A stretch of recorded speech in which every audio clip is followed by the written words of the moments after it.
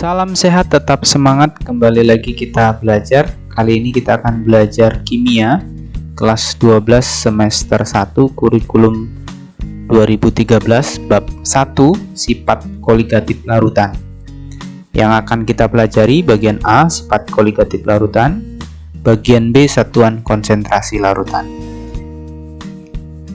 Kita lihat gambar pada musim dingin. Di negara-negara yang mempunyai 4 musim akan mengalami banyak masalah. Misalnya turunnya salju menutupi jalan sehingga membahayakan pengguna jalan karena licin, serta suhu yang sangat rendah, sehingga menyebabkan air radiator mobil membeku.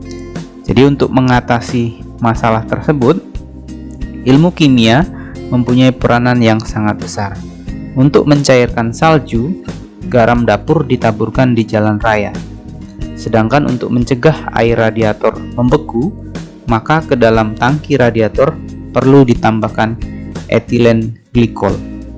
Nah, cara mengatasi permasalahan tersebut didasarkan pada pengetahuan sifat larutan, yaitu sifat koligatif larutan. Apa yang dimaksud dengan sifat koligatif larutan? Sifat koligatif merupakan sifat larutan yang dipengaruhi oleh jumlah partikel zat terlarut dan tidak bergantung pada sifat zat terlarut. Sifat koligatif larutan ada 4 yang kita pelajari, yaitu penurunan tekanan uap delta P, kenaikan titik didih delta Tb, penurunan titik beku delta Tf, dan tekanan osmotik V.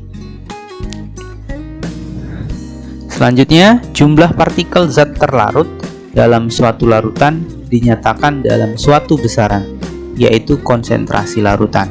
Nah, konsentrasi larutan yang akan kita pelajari atau akan kita bahas pada modul ini atau pada materi kali ini, video kali ini, ada 3 jenis, yaitu molaritas M besar, molalitas M kecil, dan fraksi mol. Kita lihat satu persatu. Molaritas menyatakan banyaknya mol yang terlarut dalam setiap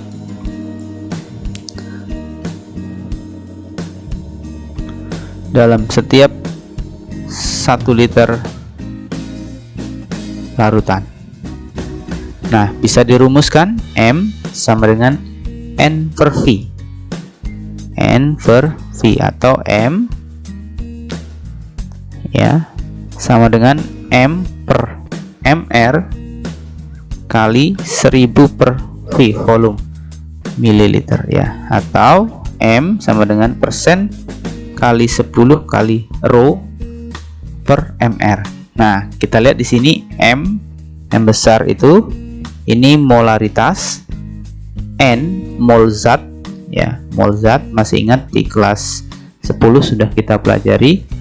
V itu volume ya, volume dalam larutan dalam liter atau mililiter, rho massa jenis, M massa terlarut gram ya, MR molekul relatif gram per mol, persen itu persen kadar zat. Oke, kita lanjutkan untuk berikutnya. Yang kedua, molalitas atau disimbolkan dengan M kecil. Molalitas ini menyatakan banyaknya mol zat terlarut di dalam setiap 100 gram larut. Bisa dirumuskan M sama dengan gram per MR dikali dengan 1000 ya massa pelarut dalam gram, atau M sama dengan persen per MR kali 1000 per 100 dikurang persen.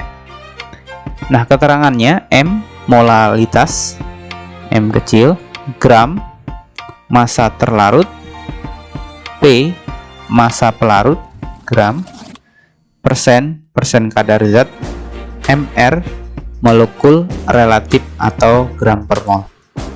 Kita lanjutkan dengan fraksi mol. Nah, fraksi mol atau simbolnya X besar ya, Ini menyatakan hubungan perbandingan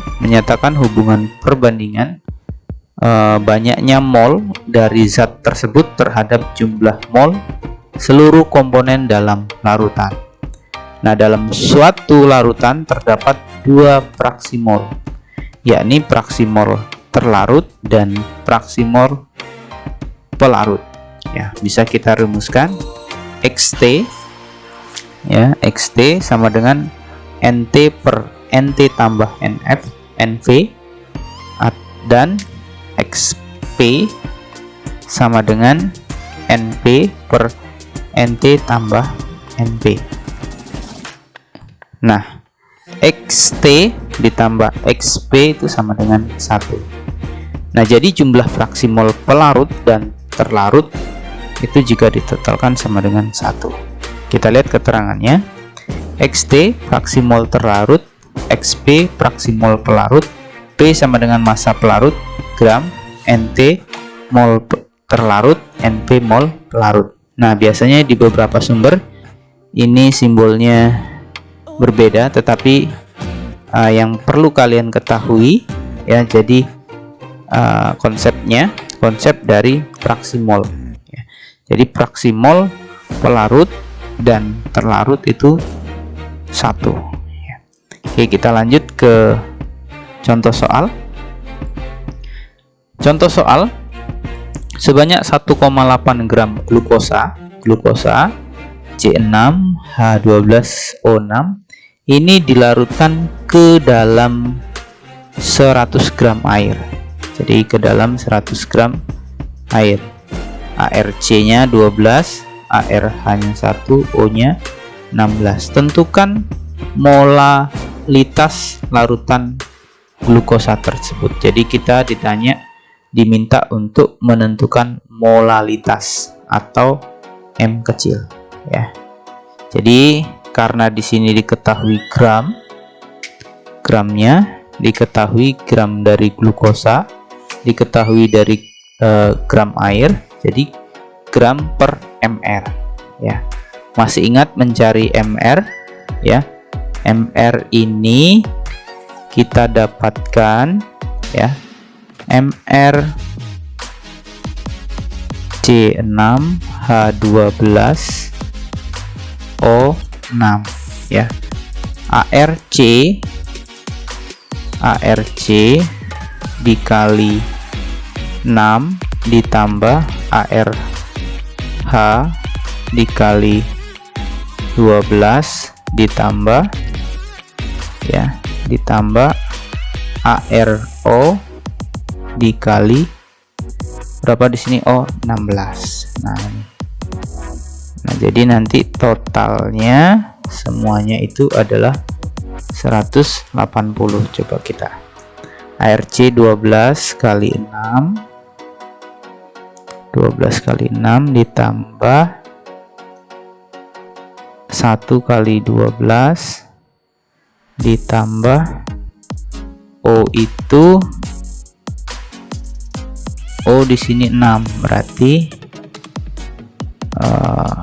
16 dikali 6. Nah, jika ditotalkan ini totalnya 180, ya. Oke.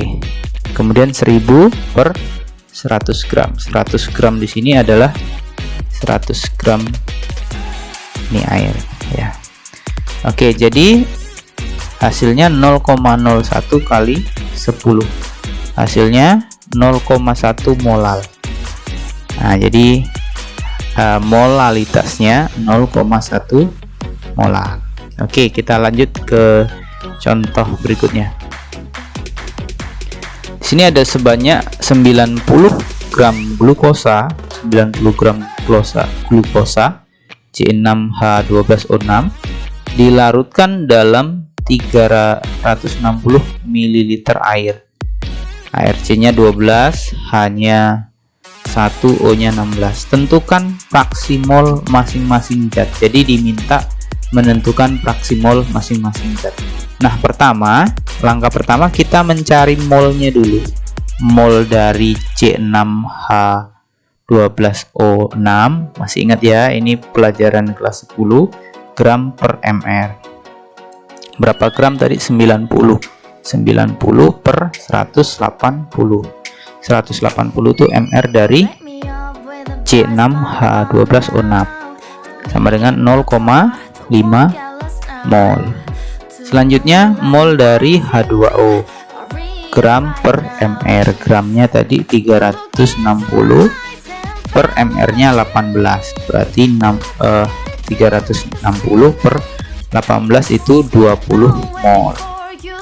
Nah, untuk mencari XP atau fraksi molnya air, ini air ya, fraksi mol air, NP per NT ditambah NP, pelarut ya.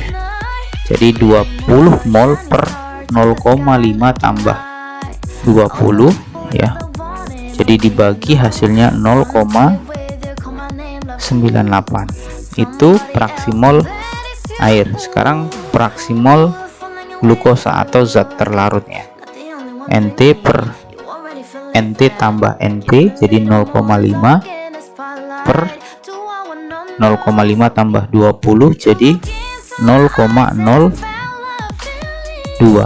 ya. Jadi kalau XP ditambah XT ini sama dengan 1. Coba kita buktikan. 0,98 ditambah 0,02, jadi ini 0,01 ya. Jadi ini merupakan fraksi mol dari air dan glukosa. Ini air, ini glukosa.